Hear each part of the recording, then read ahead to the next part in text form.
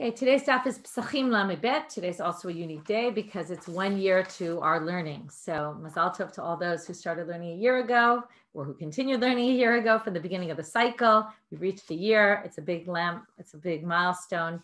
And kol hakavod to everybody who's started in the beginning, in the middle, wherever, and is continuing today. In honor of that, the Daf Yomi women of Neve Daniel are proud to dedicate a month of Daf Yomi learning in honor of all the women learning Torah in the world, and in honor of completing our first year of learning together. Thank you to Hadran and to Rabbaniyot Michelle, Chamutal, Tanya, Sally, Michal, Chayuta, and Meirav that lead us in our in-depth learning, Yasher Kochachen. Today's daf is also dedicated by Sarah Weil in memory of Michael Weil, Zichrono Livracha, and in honor of his unwavering commitment to his beloved family. May his memory be a blessing. And by Joanna Ram for Refuah Shlema of her mother-in-law, Shirley Goldberg, and in memory of Boaz Leib ben Meir, Zichrono Livracha, on his 7th Yurtzeit. May his neshama have an aliyah today, and may his legacy continue to shine through his family. Also for Refuah Shlema for Shendo Chaya Bat Leah. Okay, we're going to start today from the bottom of Lamed Aleph Amud Bet. We didn't start this Mishnah yet, so we're going to start the Mishnah about eating truma.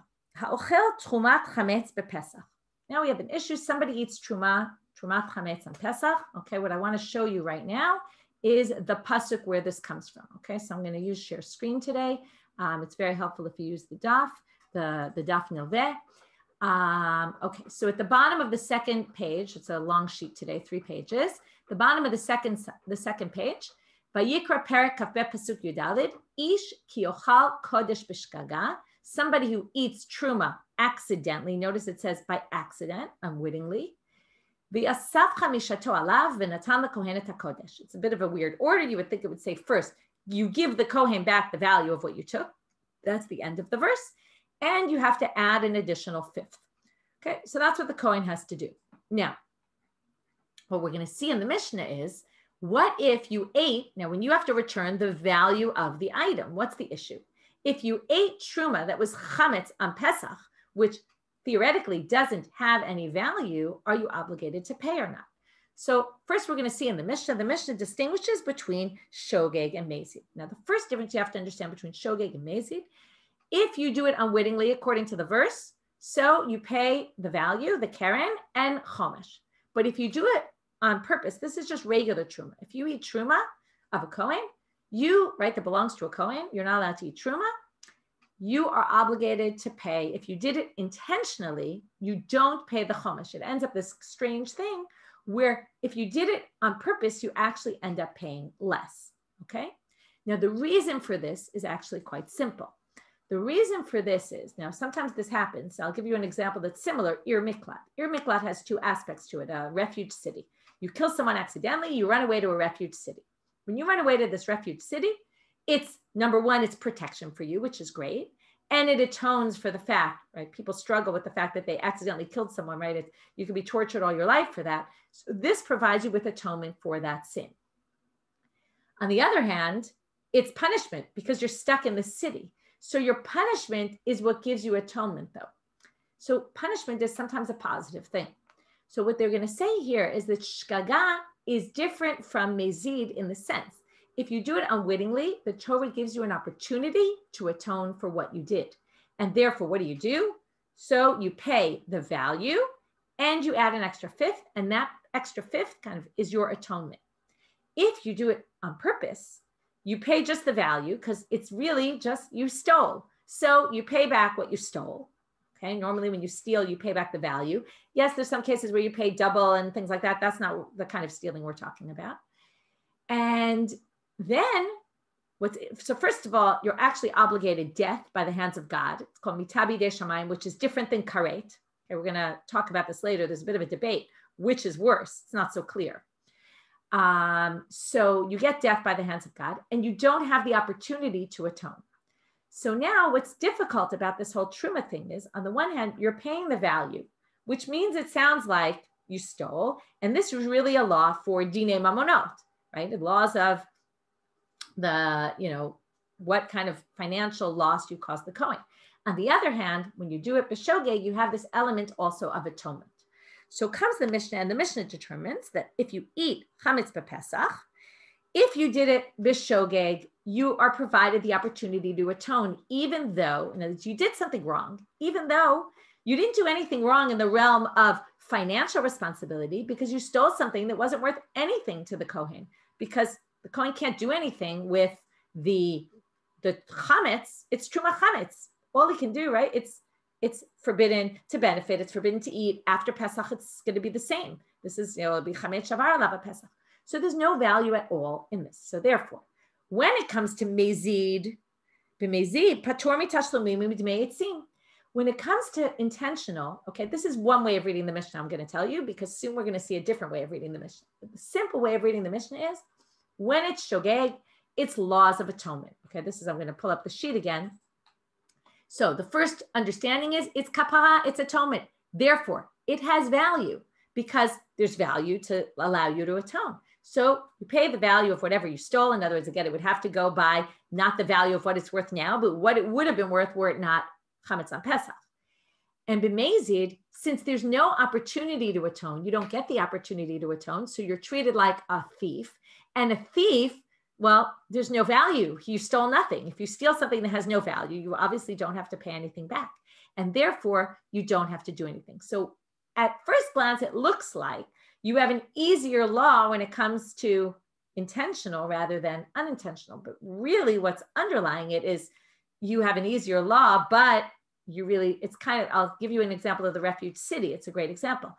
If, for example, what you did was closer to intentional death than non-intentional death, then you're not allowed to go to the Ir Miklat. So you end up, you can't go to the Ir Miklat, which means you can't be, you don't get punished. You don't get this punishment of having to live in a refuge city, but you also don't get the atonement. So what looks at first glance like it's an easier law, it's actually worse for you, because in the end, you ate this truma b'mezid, and now you're not going to be able to get atonement for it, and you're going to end up dying by the hands of God. It's true, the court can't administer a punishment, but you're going to get punished by the hands of God, and you have no way to atone for it. So that's the Mishnah, the simple reading of the Mishnah, or not so simple. Okay, now the Gemara quotes a Mishnah in Trumot, and now we're going to talk about Truma in general, and we're going to get to a basic question when it comes to Truma and the payment of how we determine what you pay back. Okay, in a regular Truma case, not chametz b'Pesach. And then we're going to ask a question, and we're going to try to answer it first from a different source, and then from our Mishnah. So that's how it's going to ultimately connect. But we're not yet connecting it right away. T'nan hatam, it says there in a Mishnah, ha'ochel truma b'shogeg, meshalem keren v'chomesh. Okay, very simple. You eat. Now, if you notice the verse that I quoted about Truma, it's talking about eating Truma. You're only chayav this keren v'chomesh if you eat the truma, not if, let's say, we're going to see later, let's say you destroy someone's truma. It's not the same. This is an obligation of eating. And that's going to raise the second question. Today's sugya is going to split into two.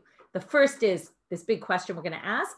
And the second is, again, it's going to be this question, do we view truma, eating truma, as chiyuv in eating, in which case we're going to use the regular shiurim of eating, like kizayit, or is it a din of financial, you stole something, and then we use different criteria in terms of what the requisite amount is. So that's going to be the second part.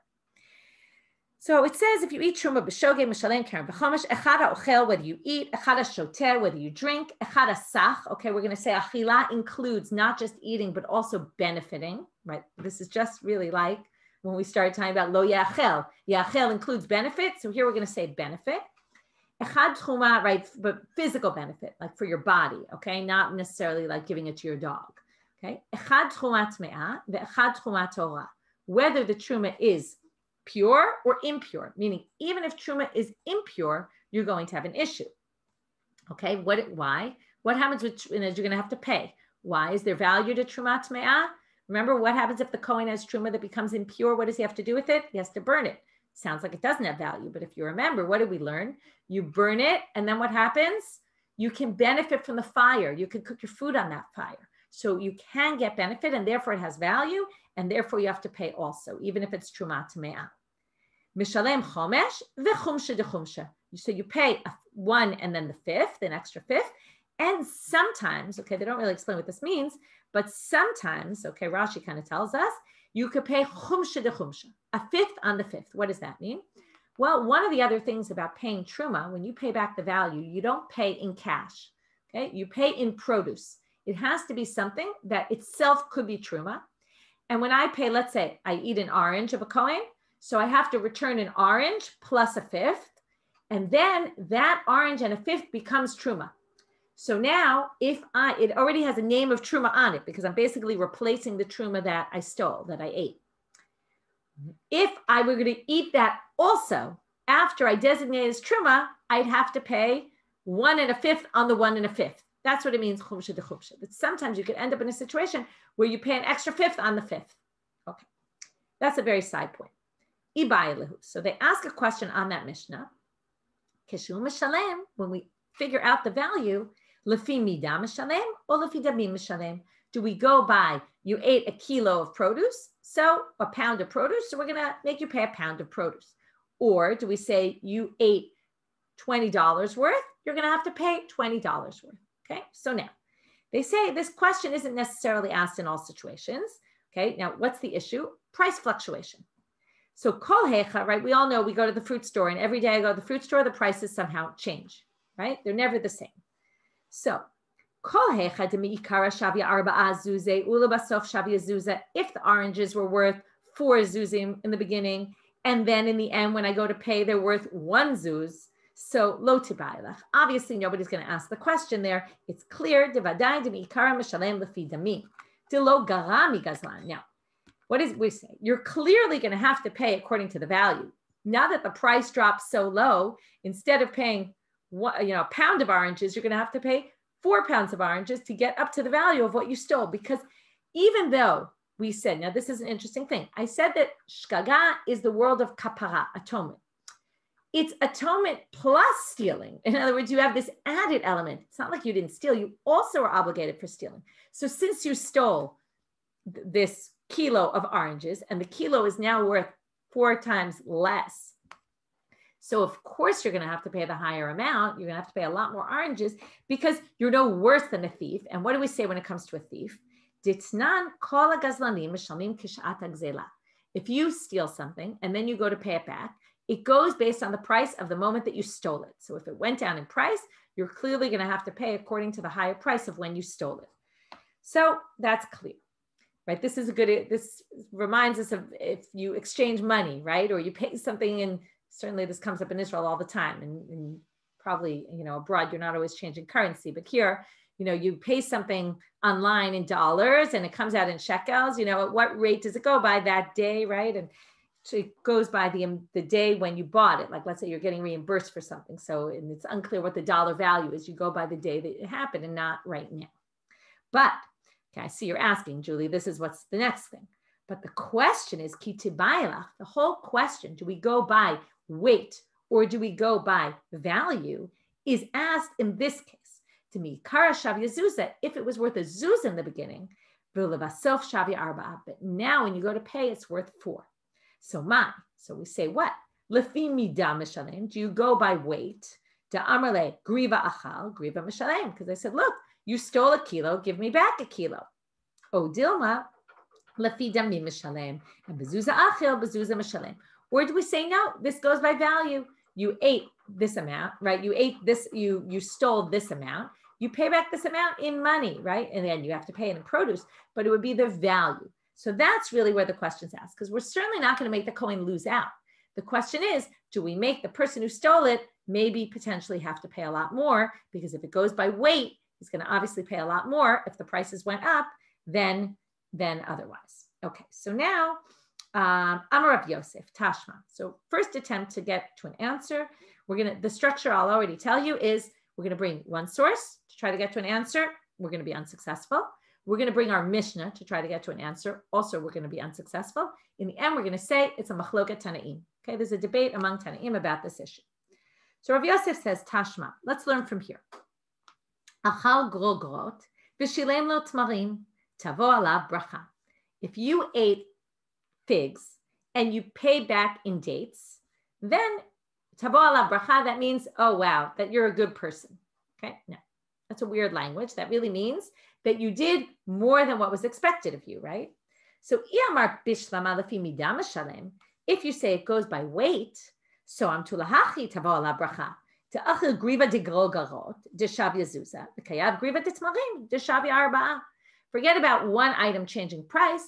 What if, right, if you stole a kilo of produce and you return a kilo of produce and you return it in dates, when you ate figs are worth a lot less than dates. Here they say a quarter, okay? And you returned a kilo of dates, which is worth 4 times the amount. That's why it says tava la bracha. It's great what you did, meaning you did more than what you needed to do. But if you say you pay by the value and you ate a kilo of or a pound of figs and you returned a quarter pound of dates, which is the exact same monetary value, well then amay tavo ala bracha. You didn't do anything special. Bezuza achal, bezuza kamashalim. You did exactly what the law was. You gave the exact amount. You just gave it in some other produce. But what's the difference? So therefore, it doesn't make sense to say lefi damim. It must be lefi midah, according to weight. But Abaye rejects this answer. Amar Abaye, la'olam lefi damim mishalem, va'amay tavo. Okay, really, it's according to the amount. In other words, he's just suggesting that you could say this.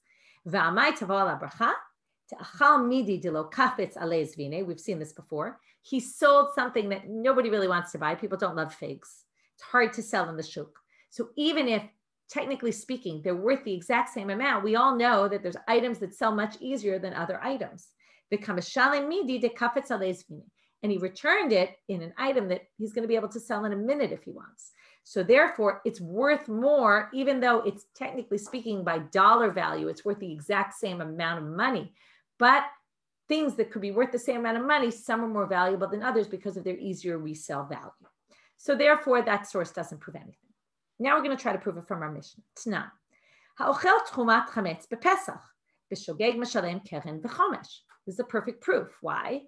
Here you see we're going to take something that has no value, and yet you're going to have to return it. So what does that seem to prove? It seems to prove that, right? Let's see. Iyamar bishlama lefi midah meshalem. It's going to make sense if you say it goes by weight. Shapir, because you stole, right? You ate a kilo, you return a kilo, even though how much value is in this chametz b'Pesach? 0. It's worth nothing. So Iyamar lefi damim meshalem chametz b'Pesach bar damim hu, right? Chametz b'Pesach isn't worth anything. So it's obvious that when we say you pay back in weight and not in value, because otherwise our Mishnah would make no sense. So the Gemara says, no, we could explain the Mishnah in a different way. And this goes back to what I put up on the sheet. In the beginning of the sheet, there's 2 ways of understanding our Mishnah. Okay. One was to say this has value because it's kapara. And then you'd have to say that what value does it have? It must be that the value we evaluated is based on the weight and not on the monetary value, because this really has no monetary value. But you could understand the Mishnah differently. In Hamane, Rabbi Yossi Aglili, we could say our whole Mishnah matches Rabbi Yossi Aglili. Remember Rabbi Yossi Aglili? He's the one who said, Amal, Chametz b'Pesach mutar ba'ana. Remember, he disagreed with Rabbi Yehuda and Rabbi Shimon, and he said, Chametz b'Pesach is you can benefit from, which means Chametz on Pesach has value. So now what's the issue? So shogeg, you're going to pay because there's value. What's going to be the problem with this? Why then intentionally are you exempt from tashlumim and dmei etzim? Remember why we say because this has no financial value. Right? So why would you be exempt from intentional? This has monetary value. You can use it to burn. You can use it to give to your dog, right? You can benefit from it even on Pesach. That's what Rabbi Yossi Aglili had said. So it doesn't make any sense. So what does he say? The reason is a different reason. You're exempt for some other reason. And this connects with something else we learned. What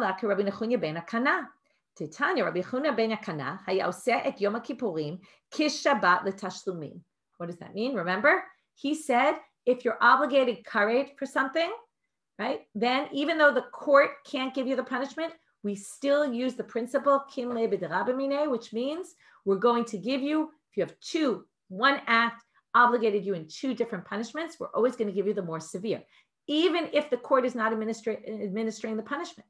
Therefore, if you're chayav karet here, right, and in our case, it's not karet. What is it? On Yom Kippur, it's karet. So if you do the one act on Yom Kippur, which you're, let's say you stole, you went to someone's house, you stole it, as you stole it, you ate it, okay? Or you ate it, and that was your act of stealing. So you'd be chayav for eating on Yom Kippur.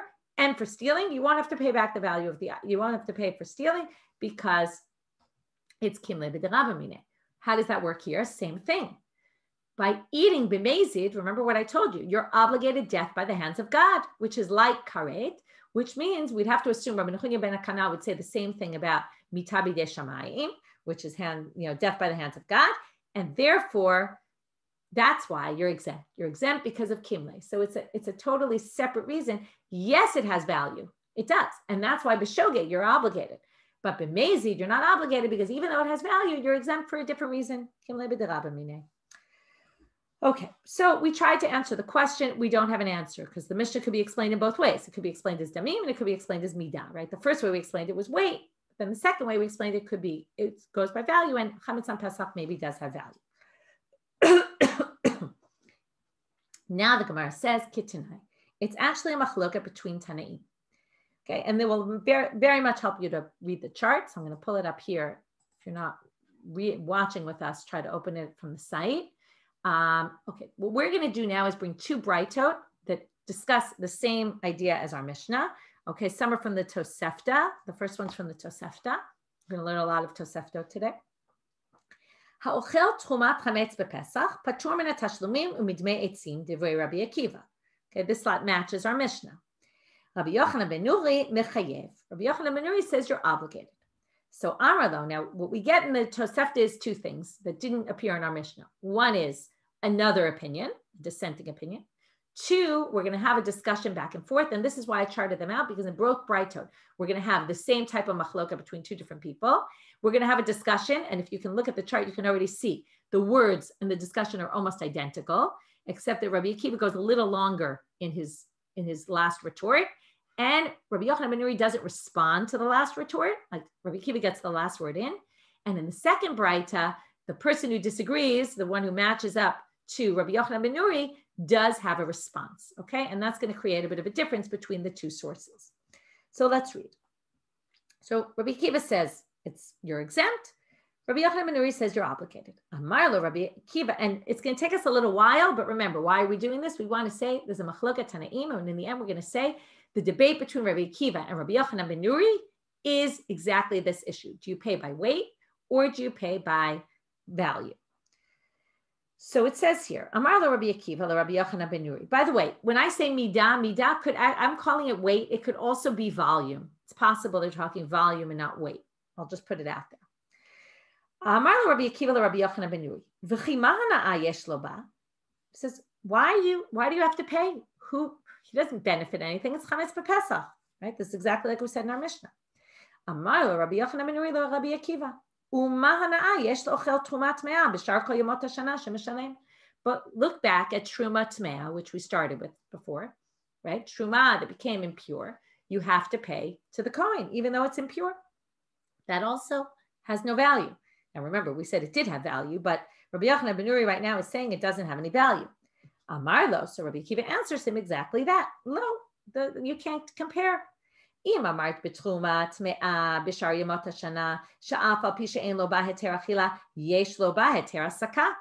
can benefit from burning it. Since you can benefit from burning it, it has value. That's why you have to pay it back. And yet, Tomar Bezeh, you're going to try to compare that to chametz. You can't eat the chametz and you can't burn it. You can't benefit from burning it. So you can't compare the two. So Rabbi Akiva continues and says, what would it be more similar to though? I'll give you an example. If you have truma of mulberries or grapes that became impure, what's unique about them? Well, try to burn them and use them for something. You can't, they won't burn. There's too much moisture in them. Therefore, in that case, and there you're not obligated because it has no value. Likewise, chametz b'Pesach, since you can't benefit from the burning, you're not obligated. Here's just an added line of the Braita. I didn't even bring this on the sheet. But in which case is this whole thing talking about? What kind of truma? We're now going back to what kind of truma chametz are we talking about? It's b'mafrish truma v'chmitza. It's if I gave truma, let's say to a Kohen, and then it was fine when I gave it to him. It wasn't chametz, and then it leavened. But if originally, when he got the truma, it was already chametz, and I gave it to him on Pesach, and it was it was not ra'oi for anything, divrei hakol eina kedosha. Everybody agrees that that's not anything. In other words, that's not even when it says, okay, going down to the verse again, Ish ki yochal kodesh bishgaga, v'yasaf chamishato alav v'natan lekohen et hakodesh. It would have to be something the kohen could have eaten from the beginning. This wasn't anything that the kohen ever could have eaten because you gave him chametz on Pesach as truma. That's certainly not what they're talking about. Okay, that's a total aside. Now we're going to go to the second part of this braita. Here, Tanya idach. Okay, second braita. V'natan lekohen et hakodesh. So again, it darshans the very end of that verse. You give the kohen the kodesh, and now it says davar hara'oi lihiyot kodesh. What do you give him? It has to be something. That's what we just said. That could have been kodesh. Now he learns out from that verse, not what we just learned out at the end of that braita, but where Rabbi Akiva learned out in the first place, which is chametz b'Pesach has no value. Since it has no value, you're exempt from paying. Divrei Rabbi Eliezer ben Yaakov. So he holds just like Rabbi Akiva. He just darshans it a little. He gives you the drashan where he learns it from. But Rabbi Elazar chasama mechayev. He says no, you're obligated. So again, we're going to have a discussion. As I said, again, you can see from the chart here, it's going to be the exact same wording. Okay. Amar lo Rabbi Elazar ben Yaakov, the Rabbi Elazar chasama. V'chima hana yesh lo ba. What kind of benefit can you get from chametz on Pesach? Amar lo Rabbi Elazar chasama, the Rabbi Elazar ben Yaakov. Right? He answers it back with a question. But what benefit do you get from truma that's impure? And everyone knows that during the year, if you have impure truma, you are going to have to pay. So again, Amar lo, Rabbi Eliezer ben Yaakov answers him back, lo, you can't compare those two. Im amarta betruma tme'a b'shar yemot hashana, sha'af al pi she'ein lo ba heter achila, yesh lo ba heter asaka. You can burn it, okay? And yet, Tomar Bazo, you want to compare that to chametz on Pesach? She'ein lo ba lo heter achila v'lo heter asaka. He doesn't continue with the two timin and avim, but that's fine. He basically says the exact same thing that Rabbi Akiva says. But as I pointed out, here comes the difference. Amar lo, right? When Rabbi Akiva said that to Rabbi Yochanan ben Nuri, he had nothing to answer because he basically agreed with him. He realized, right, there is no benefit to chametz on Pesach. But Rabbi Elazar Chasama answers, Rabbi Elazar ben Yaakov, Ach bezo yesh lo ba heter asaka. No, you actually can burn this. Why? She'im ratza kohen, miritza, and you can benefit from the burning. She'im ratza kohen, if the kohen wanted to, with his chametz on Pesach, what could he do with it? Miritza lefnei kalbo, he could throw it in front of his dog. O mesikat tachat tachshilo, or he can make a fire and burn his food. So, what comes obvious from here? Rabbi Elazar Chasama disagree with them about what point is chametz b'Pesach mutar b'hana or not. So basically, what we're going to say is he must hold, and this I put right underneath, chametz b'Pesach is mutar b'hana, like Rabbi Yossi Aglili, and that's why he answers it back. And he says chametz b'Pesach, in fact, is permitted to benefit. He must hold like Rabbi Yossi Aglili, and that's why he disagrees with Rabbi Eliezer ben Yaakov. Okay, so now Amar Abaye. Abaye says, Rabbi Eliezer ben Yaakov, Rabbi Akiva, Rabbi Yochanan ben Nuri, kulu sfira lehu chametz b'Pesach asur b'hana'ah. The three of them all agree. In other words, what he's basically saying is only Rabbi Elazar Chasama thinks the chametz b'Pesach is permitted to benefit from, but the other three all think that it's forbidden to benefit from. Now, if that's the case, you have to figure out, because we're going to see in a minute, it's obvious that Rabbi Yochanan ben Nuri doesn't agree with Rabbi Elazar Chasama or Rabbi Yossi Aglili, because if so, he would have responded to Rabbi Akiva exactly as Rabbi Elazar Chasama did, and he did it. So from there, they assume that what? He must agree that chametz b'Pesach is forbidden b'hana'ah. So what would be the only difference then? B'ha pligi, the machloket must be, why does Rabbi Yochanan ben Nuri disagree with Rabbi Akiva and think that you're obligated to pay the value of it? Rabbi Akiva savar lefi damim mishalem, Rabbi Yochanan ben Nuri savar lefi midah mishalem. Rabbi Akiva must hold you pay based on value, and there is no value, so you're exempt. And Rabbi Yochanan ben Nuri thinks you pay by weight or by volume. And if that's the case, this has weight, it has volume. So even though it doesn't have value, it doesn't matter.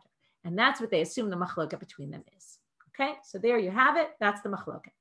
So now, Pshita, the Gemara says, well, this is pretty obvious. What are you telling us? Why are you telling us this? It's clear that that's what they hold. One thinks it has value, one thinks it doesn't. It must be, we go by value, financial value versus weight or volume. So the Gemara says, no, Mao detema Rabbi Yochanan ben Nuri nami ki Rabbi Akiva svira le. Amar lefi damim mishalem. V'hatam haynu tama dekama chayev mishum desavar la ki Rabbi Yossi Aglili de'amar chametz b'Pesach mutar bana'a ka mashmalan. You might have thought that maybe the reason he disagrees with Rabbi Akiva is because he holds like Rabbi Yossi Aglili, that it's permitted to benefit from chametz. Maybe that's why. And that's why they need to tell you. So the Gemara says, oh, that's a good suggestion. Maybe you're right. Maybe it is. Who's to say? He doesn't hold that way. And here they prove it the way I mentioned it already before. Im Kain, if he really held like Rabbi Yossi Aglili, that chametz was mutar bana'ah, he would have had a retort to Rabbi Akiva. Nehadro le Rabbi Yochanan ben Nuri le Rabbi Akiva, ki hechid demahadro le Rabbi Elazar Chasama, le Rabbi Elazar ben Yaakov. He should have retorted the same way that Rabbi Elazar Chasama did. And the fact that he didn't, and that's why I charted it out in that way, so you can see there's an empty box, he didn't have a response, and therefore that's the case. Tanu Rabbanan. Now we're moving on. That was the whole first part of the shiur. So again, so far what we did is we tried to answer the question. When you're obligated to pay for truma, the object and the chomesh, how do we evaluate it? Do we evaluate it based on volume or based on or weight, or do we evaluate it based on the financial value? We tried to prove it from a different source. Then we tried to prove it from our Mishnah. Each time we said this can be explained in two different ways, not necessarily clear. Then we basically brought this machloket, Rabbi Akiva, Rabbi Yochanan ben Nuri, and we brought the second braita as a foil to understand better Rabbi Yochanan ben Nuri's position, to then conclude that it must be, this is a machloket Tanaim. I want to point out something in terms of the wording of the Gemara. Many times and oftentimes we try to suggest that maybe this machloket is a machloket Tanaim, or maybe this question is a machloket Tanaim, and often they reject it. And the wording used in the Gemara when they do that is lema kitanai. Let us suggest that it's a machloket Tanaim. When they say lema, let us suggest, they always reject it. But here, if you notice, they introduced it with the words kitanai. It didn't say lema kitanai, let us suggest. They just said it's a machloket Tanaim, and in fact it was, right? You already know when you see the word kitanai, these are good ways when you're learning Gemara, when you see that word, you know what's going to happen. You know basically they're going to tell you it's a machloket Tanaim and they're not going to reject it. So it makes it easier to know how to read the Gemara in the continuation because you know that you're looking only for a proof and not for any rejection. Whereas when you see the word lema, you know they're going to reject it. Or nema also is usually a word that's used to suggest something and then they reject it. Okay, Tanu Rabbanan, second topic for today. Ha'ochel kezayit truma mishalem keren v'chomesh. Again, what amount are you going to be obligated? This goes back to our question. Is this in the realm of dinei mamonot, financial, or is it in the realm of dinei achila? You ate something. Now, when you eat something, we go into the world of kezayit is your default option of a shiur, of the requisite amount. And when you enter the world of finances and stealing, that is this an issue of did you steal? Then you enter the realm of shavet pruta and not shavet pruta. Shavet pruta means it has the value of a pruta. Pruta at a particular value was not a lot, but it was basically minimum, right? This is another good example, if you go to marry somebody, then you have to give them a ring, right? A man who betroths a woman, he gives her something. It could be a ring, it could be something else. It has to have a value, right? A shavet pruta. If it's not shavet pruta, then the marriage is no good. So this comes up in many situations. The value in financial issues is shavet pruta or not. So if you steal something that's less than a shavet pruta, you're not obligated to return it. So let's read. Ha'ochel kezayit truma mishalem keren v'chomesh. So if you eat a kezayit, according to Tanakama, it's an eating issue, right? And it has to do with the realm of what we would call isur v'heter rather than dinei mamonot, right? We have the world of things that are forbidden by the Torah or not forbidden. Here we have truma. God said you can't eat truma that belongs to a kohen. It's sanctified. That's the realm, and it's because you ate it, and therefore it's kezayit. Or according to Abba Shaul, Omer ad sheyeh bo shavet pruta. It needs to have the value of a pruta, meaning he views this in the laws of theft and monetary issues. So my time into Tanakama, where does he get it from? Amalcha v'ish ki yochal kodesh b'shgaga v'achila b'kezayit. Look at the verse. The verse says eat. Eat would be determined by kezayit. Abba Shaul, my time, what's his reason? Amarkra v'natan. The end of the verse says you pay back, right? The kohen, the kodesh. You give him the kodesh. Now, ein nitzina, giving something to someone is only if it's valued at a shavet pruta. And since you need to return what you took, and the returning has to be valued at a pruta, obviously what you took has to be at least a pruta. So now they're going to question, what does each one do with the other verse? But Abba Shaul, it says eat. So what do you do with that? That comes to teach you, and there's two different interesting interpretations here, I'll tell you, that if you damage it, then you're not obligated. Only if you eat it are you obligated. So that means if I steal your truma and I destroy it, I'm not obligated, the chomesh, okay?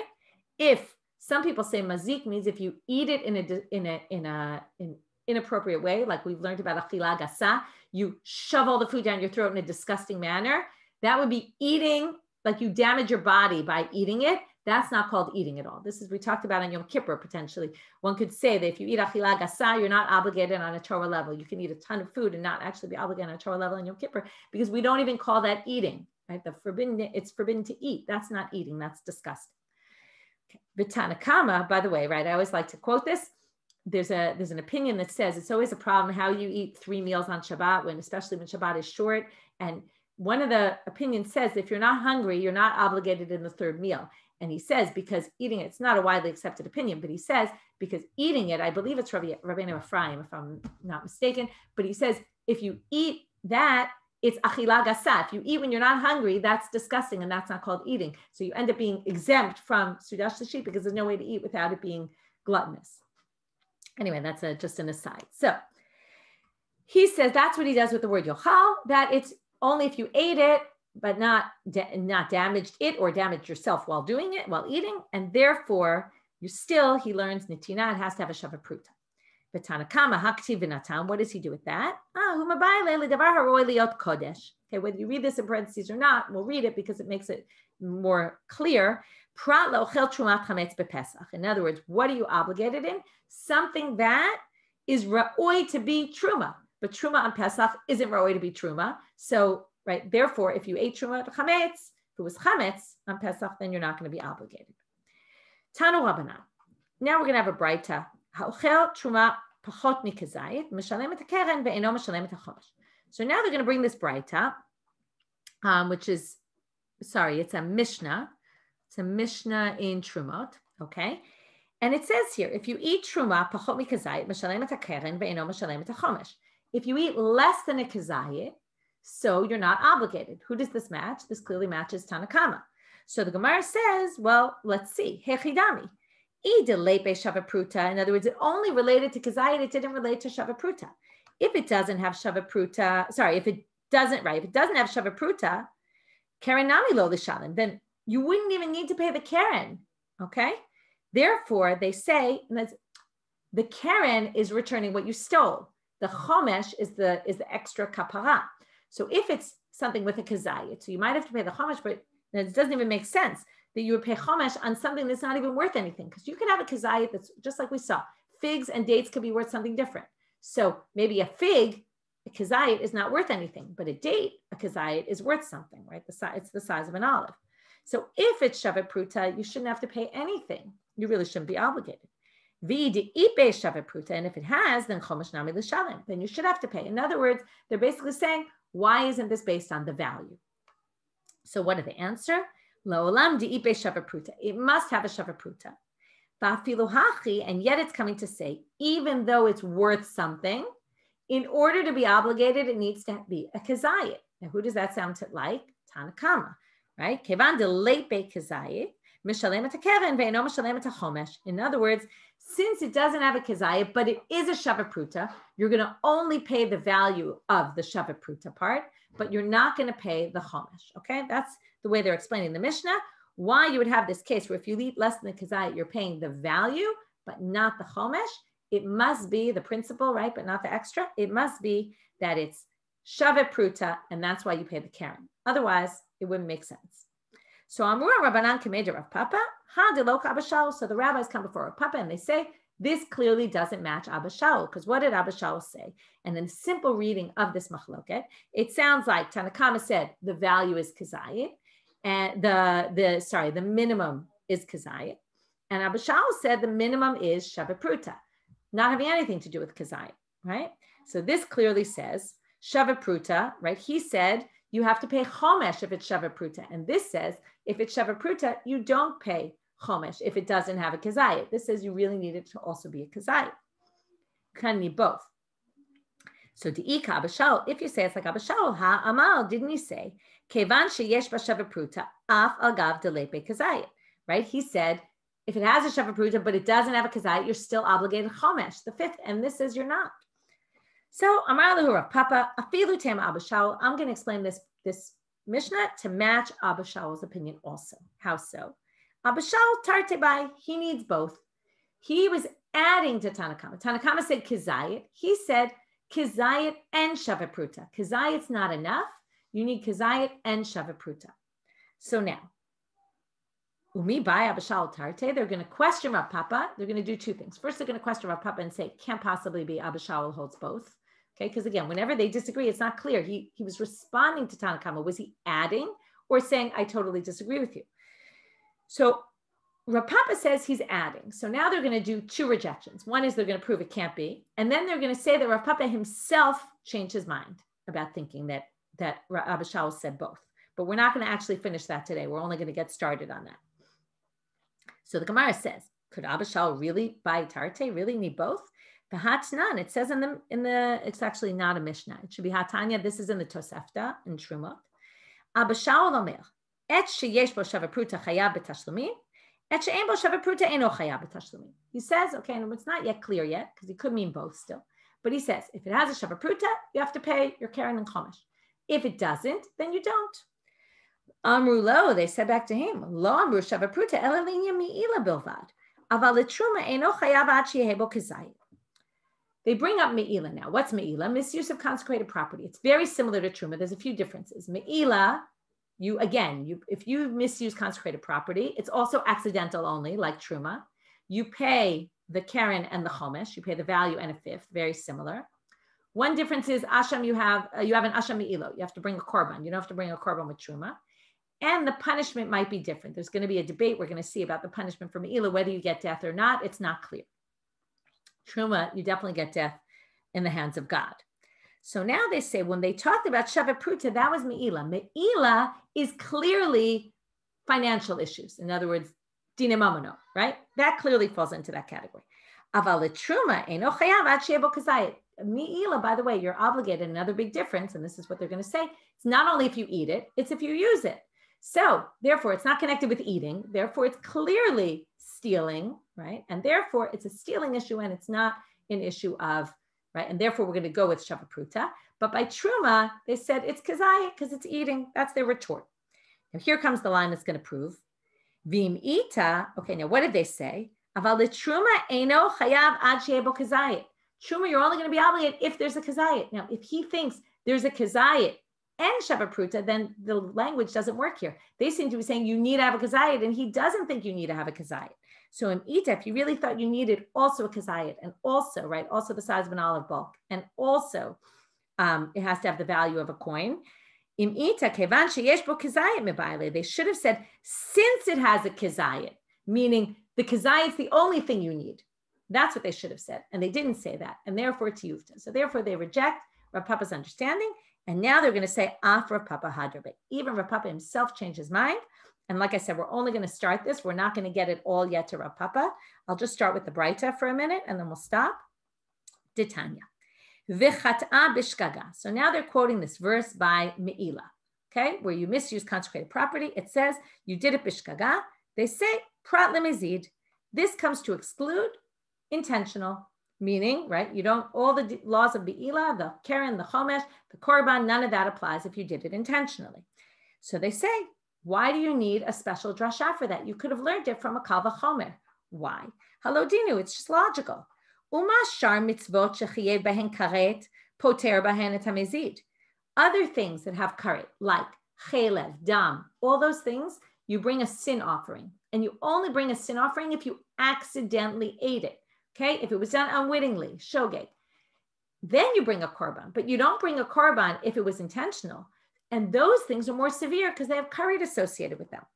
And yet, poter b'hen hamezid, and yet the person who does it intentionally is exempt from the sacrifice. Again, this goes back to what we said earlier. Exempt isn't always a good thing, but me'ila she'en ba karet enodin shepatar hamezid. So me'ila, which doesn't have karet associated with it. Remember, karet is you get cut off earlier than you're supposed to. You die young, or your children die young. Eino din shepatarta mezid. Isn't that right? Wouldn't then it obviously be exempt? So why do you even need a drasha? So they say lo. Now, the Braita says, Im amart b'shar mitzvot, sorry, the Tosefta. Im amart b'shar mitzvot shekain lo chiyev behem mita. Tomar b'milah shechiyev b'mita. But wait, the other mitzvot don't have death in the hands of God. They have karet. Okay, we're now going to say these are two different things. In the beginning, they said karet is more severe than death. Now we're going to see, by the way, that me'ilah has death associated with it, which, like I said, not everyone agrees. But this Braita thinks yes. So they say, me'ilah, you're obligated death in the hands of God. That's worse than karet. And therefore, Talmud Lomar, since it's worse, you can't make the kal v'chomer, it's more severe. Therefore, it says, bishgaga prat lemezid. That's why you need the drasha, because you couldn't have learned it from the karet, because mita is worse. So the first question, I'll just leave you with this first question. They're going to have a bit of a discussion back and forth. I don't understand this Braita says, Hi Tana me'ikar. I want to read this question because so you don't go home confused, because the Amoraim are confused by this Braita. They say, Hi Tana me'ikara alima le karet, ulevasaf alima le mita. His first assumption was karet is more severe than death in the hands of God. And his second assumption was death in the hands of God is more severe than karet. How did he shift gears in the middle of the Braita? In other words, either karet's more severe or death in the hands of God is more severe. So something doesn't make any sense in the logic in this Braita. So I'll leave you with that question and we'll get back to that tomorrow. What's interesting here is you see that they're struggling. They don't really know, because we don't know what anything means in the hands of God. So you can be left with these thoughts, right? So we don't know how to line them up, which is going to be more severe, what's worse. So anyway, let's with that question and we'll end here for today. Have a great day.